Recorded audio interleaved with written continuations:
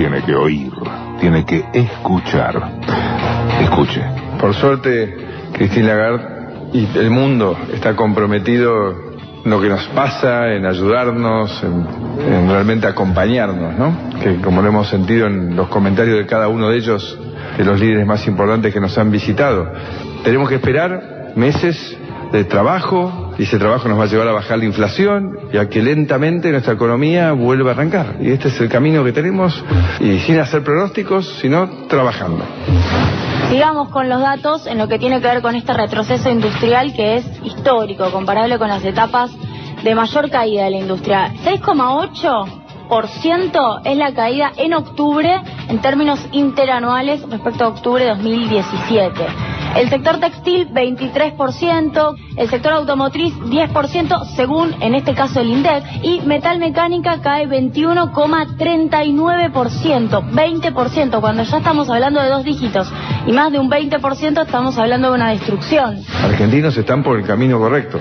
Tienen que tener constancia, tienen que seguir trabajando porque, como he escuchado más de una vez, en el único lugar donde éxito viene antes de trabajo es en el diccionario, que hay que trabajar y trabajando juntos la Argentina va a progresar.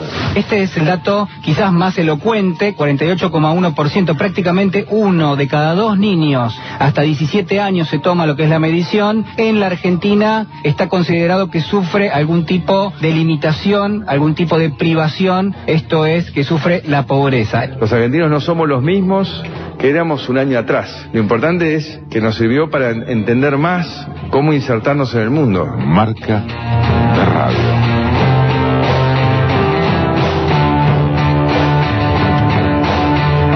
Todo suyo, Heller. ¿Por dónde empezar? Hacete cargo. No, me quedo con la última frase del presidente: los argentinos no somos los mismos que un año atrás. Yo lo corregiría, le diría, mire, somos los mismos pero estamos peor. No es que no somos los mismos, es decir, sus políticas lo que han hecho es empeorar. Y como él arranca, este clip que ustedes armaron arranca con Lagarde y sus elogios a Lagarde, pues sabes que pasa una cosa muy interesante con Lagarde, aunque parezca mentira. Ah, porque puede ser interesante.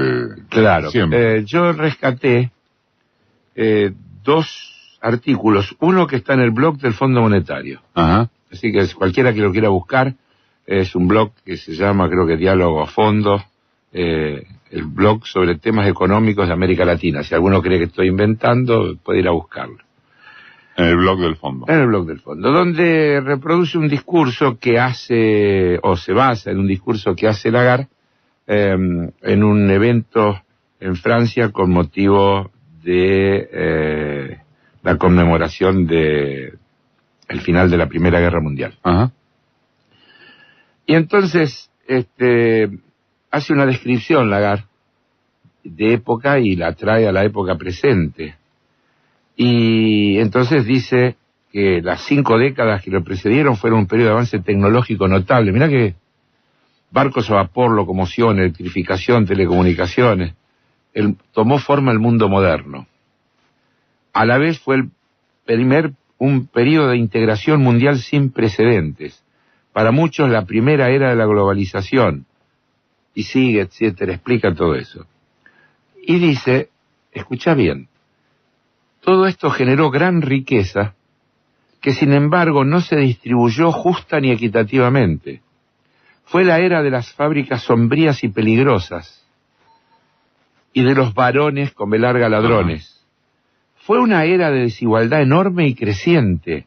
En 1910, en el Reino Unido, el 1% más acaudalado de la población controlaba casi el 70% de la riqueza nacional. Habría que decirle, señora, mire que empeoró. ¿Este no es el ampliatorio del que citaste el sábado? Yo creo que sí. Puede ser. Pero bueno, vale. Pero no importa. Remarcarlo. Bueno, es el periodo que precede a la Primera Guerra. Claro. Pero ella dice, vemos notables parecidos con el periodo, ahora dice, ¿no? Muy parecido con lo que pasó en la Primera Guerra, con el periodo previo. Avances tecnológicos deslumbrantes, esto lo habré citado. No, me parece creciente integración mundial esto no, y prosperidad cada vez mayor, dice Lagarde, que ha arrancado a una enorme cantidad de personas de la pobreza, pero que también ha dejado a muchos otros a la saga. Las redes de protección son mejores, pero en algunos lugares vemos nuevamente creciente ira y frustración, sumadas a una reacción en contra de la globalización. Y sigue y termina diciendo, bueno, que hay que repensarlo. ¿Por qué lo traigo? Porque ayer aparece otra nota de una conferencia que la misma Lagarde y la que dice que teme el advenimiento de una era de la ira, parafraseando a una galería, una exposición que Guayasamín hizo respecto de la era de la ira, respecto de la injusticia, la pobreza, Ajá. la gente que había quedado postergada y qué sé yo cuánto. Y ella dice que teme el advenimiento de una nueva era de la ira, en donde las desigualdades pronto podrían superar a la edad de oro del capitalismo del siglo XIX, dice. Christian Lagarde. Habló en la biblioteca del Congreso en Washington y dijo cosas notables. Mirá, yo no quiero exagerar porque es muy largo, pero me marqué algunos párrafos. Las compañías, dice, ahora tienen una presencia global, pero los gobiernos no han encontrado la respuesta fiscal correcta. Y esto hace que queden demasiados ingresos fiscales en la mesa. Sabemos de qué está hablando, ¿no? Esto no está expresando la tensión entre lo que son los organismos tradicionales y los estados-nación contra la financiarización del capital y las corporaciones como podríamos gobierno del mundo. sacar infinidad de conclusiones de lo que está expresando o por qué se da, pero vos fíjate que dice, esta era de la ira vería, antes dice, sin esta cooperación internacional reimaginada, las desigualdades pueden superar lo que eran durante la edad de oro del capitalismo. Y agrega, estamos en una situación donde los gigantes monopolistas de la tecnología se enfrentan a estados débiles y esto hace que las franjas favorecidas de la población podrían vivir hasta 120 años, mientras millones de personas estarían sufriendo por la pobreza. Yo ayer decía en un programa de televisión que me hace pensar en ese médico que te diagnostica bien y te medica mal, ¿no? Porque uno podría decir que el diagnóstico es correcto. Ajá. Ahora resulta que le falta decir la autocrítica. Todo esto pasa porque se aplican las políticas que nosotros recomendamos. Si dijera eso, y dijera hace falta un nuevo orden económico global, hay que ponerle límite a esa globalización sin freno que hace que las corporaciones estén por encima de los estados. Y yo le diría a la otra, a la de Trump, quejándose contra General Motors. ¿Querés una clara definición mejor de la supremacía de las corporaciones sobre los Estados-nación? La General Motors, dice Trump, se porta mal porque cierra empresas, plantas en Estados Unidos, y él se queja y si no lo hace en China y México, textualmente. Y agrega, son muy desagradecidos. Estados Unidos les ha salvado la vida. Pero, Carlos, esta es la muestra de debilidad suprema de los Estados-nación. Obvio, de eso estamos hablando. De que ya tenemos que repensar todo. El problema del mundo son las corporaciones que incluso someten, y eso explica el fenómeno Trump, y eso explica un montón de fenómenos, porque al interior de esos estados capitalistas desarrollados, los trabajadores terminan siendo víctimas de las empresas multinacionales de la misma manera que en otros países que no son los grandes países centrales. Pedro citaba hoy que a esto se lo llama, no sé si es de él, pero a propósito de lo que pasa en Francia también, del cada uno por su cuenta, la uberización de la política. Bueno, es otra forma de expresarlo. Es otra forma de expresarlo. Es gravísimo, ¿no? Es muy grave. Carlos Heller. Es una idea, una voz, una marca. En el clip de apertura del otro bloque de Carlos saltaban los datos de lo que es la caída industrial. No solo, pero esto es, si se quiere, particularmente subrayable. Incluso hay declaraciones de Manuel Acevedo, el titular de la Unión Industrial precisamente, de la UIA, resumidas creo que muy bien hoy en el título de página. La UIA dice, los industriales dicen, estamos mal pero vamos peor. Y me parece que también vale señalar, lo dijimos en algún pasaje antes, en el programa de hoy digo, sobre lo que fue la manifestación de los empresarios PYME el otro día, frente al Congreso, que hacía mucho que no se daba, ¿no? Más allá de la cantidad de asistentes, fue, digamos, simbólicamente un tema muy fuerte a propósito de la situación que se está viviendo, siendo que recién empieza la recesión oficialmente admitida. Oficialmente admitida, claro.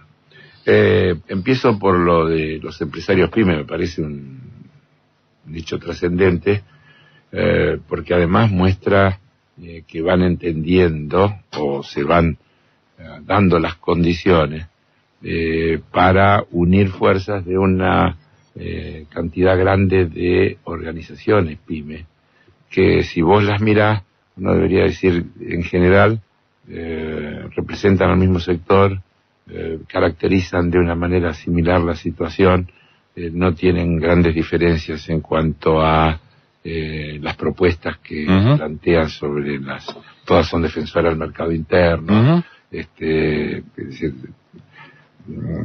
todas tienen bastante claridad que el problema no es el enfrentamiento entre las PYME y sus trabajadores, sino que ambos son víctimas del modelo, y me parece que si fueran capaces además de establecer una forma de coordinar o de integrarse a través de una superestructura, de una mesa común, de una confederación de estas organizaciones, su voz adquiriría potencia en un momento como este. Así que yo le doy a esa ida al Congreso, que tiene múltiples convocantes, justamente ese valor de verlo como un paso en esa dirección. Lo cierto es que todos los datos son muy preocupantes, ¿no? El estimador mensual industrial que elabora el INDEC dijo en octubre caída interanual 6,8, sexta caída consecutiva. Sexta caída consecutiva. Por donde lo mirás, la construcción 6,4. Bueno, la pérdida de empleos en el acumulado del año 123.200. Caída del salario real 12% interanual. Los datos son calamitosos. Después podemos seguir hasta el cansancio. La Asociación de Concesionarios Automotores, 46% de caída en noviembre respecto al mismo mes del año anterior. Cámara de la Industria de la Indumentaria, venta de vestimenta, 14,2 interanual para abajo en noviembre. La Cámara de Supermercados dice serios riesgos de cierre y pérdida de empleo. La Asociación de Industriales Metalúrgicos, la producción de este sector disminuyó 9,1 interanual en octubre y tiene una baja de 2,3 en 2018 acumulada con igual periodo de 2017. Qué sé yo, no quiero aburrir, los índices son catastróficos. Habría que agregar malas noticias. Después de la euforia del G20, que duró 24 horas. Sí, duró. 24 horas. Por ejemplo, Europa volvió a subir los aranceles entre un 25 y 33% para las compras de biodiesel argentino. ¿Te acordás del presidente? Ustedes lo pusieron hace un ratito. El mundo nos escucha, nos ayuda, gracias al mundo. Bueno, No terminó de irse de la Unión inmediatamente Europea. Aquí, esto tiene una repercusión en todo el sector dedicado a la producción del biodiesel. El conflicto chino-norteamericano, quiero aclarar que tiene riesgos colaterales enormes para nosotros. A ver, a mí me parece bien que se trate de ponerle fin a la guerra comercial, porque eso derrama solo problema para el mundo. Pero cuando uno escucha que al presidente de Estados Unidos decir China se comprometió a comprar productos agrícolas, incrementar de manera sustancial, es la palabra que usó, la compra de productos agrícolas norteamericanos, principalmente soja, yo digo, y los daños colaterales, porque normalmente, viste, los grandotes tienen poco cuidado, o a veces no se dan cuenta de lo que generan cuando se mueven y los daños colaterales que generan. No por casualidad, al mismo día que Trump dijo eso, en Chicago subió la soja y en Rosario bajó. Por otro lado, la euforia de el acuerdo también duró 24 horas, porque inmediatamente apareció por un lado Trump diciendo en el avión, soy un hombre de yo aranceles. soy un hombre de aranceles. Del avión. Y por el otro lado metieron presa a la vicepresidenta de Huawei, que está presa aparentemente porque comerciaron con Irán. Es decir, que directamente está claro que Estados Unidos actúa en su asumido rol de gendarme universal y establece además con quién se puede y con quién no se puede comerciar. Fíjate hasta dónde se llega. Algunos malpensados dicen que eso es parte del tema, que el otro es que esta empresa es líder en el tema del 5G y que está poniendo en jaque a otras de las grandes corporaciones del ramo, y entonces Irán, además de que es un objetivo en sí mismo, es una buena excusa para poder pegarle un golpe a esta empresa. Inmediatamente China reacciona diciendo esto es una agresión a China. Es decir, ¿dónde está el diálogo? ¿Dónde está la buena relación? ¿Dónde está la búsqueda? El choripán con salsa criolla. Claro. Bueno, así que creo que los datos no son para festejar. Heller. Marcas. 21 años. Esto es un intento de explicación de lo que se explica solo. Para conocer una persona es tan importante lo que hace como lo que no está dispuesta a hacer. Por eso yo te voy a contar lo que no voy a hacer. Y cuando le prometo a la gente que en mi gobierno la inflación no va a ser un tema, no me siento que esté prometiendo nada increíble. Recalculando. Quiero que sepan que si la inflación no baja, es culpa mía. No le voy a echar la culpa a otro. El Estado no tiene que quedarse con el fruto de tu trabajo. En mi gobierno, los trabajadores no van a pagar impuesto a las ganancias. ¿Vas a devaluar? Pero no pasa por ahí la Argentina, no vamos a devaluar. Y el problema nuestro no es el dólar. El problema nuestro es la inflación. Vamos a generar más de 2 millones de puestos de trabajo en todas estas provincias. Les vengo diciendo que el 10 de diciembre pondremos en marcha el plan de reparación histórica, el plan Belgrano, que le va a dar al norte argentino todas las infraestructuras que necesita para poder crecer. Lo que tenés es tuyo por derecho. Votes a quien votes. Vota con alegría. Vota con esperanza. Marca de radio. Probablemente los 35 años de democracia que se cumplen en horas subsumieron, relegaron los 3 años desde la asunción de Macri y de estas que son en todos los casos promesas de campaña. Algunas. Sí, algunas. El programa termina a la 1. En realidad, no. Yo casi te podría decir amén, porque si yo tuviera que armar una campaña electoral ahora, diría, pongamos a Macri. Digamos, porque el Macri ese del 2015 prometía. ¿Cómo hacen el 2019 para prometer? Balas. Por eso el cambio de orientación, y están diciendo que ya no va a ser la economía, sino la seguridad. Pero la seguridad y el desfile por tribunales. No quiero en ese balance que se comieron una, disculpen muchachos, Bonelli, mi amigo Bonelli, citando a el informe de la Universidad Católica que está por aparecer, donde dice Bonelli, la pobreza aumentó en alrededor de 5 puntos durante el tercer trimestre del año.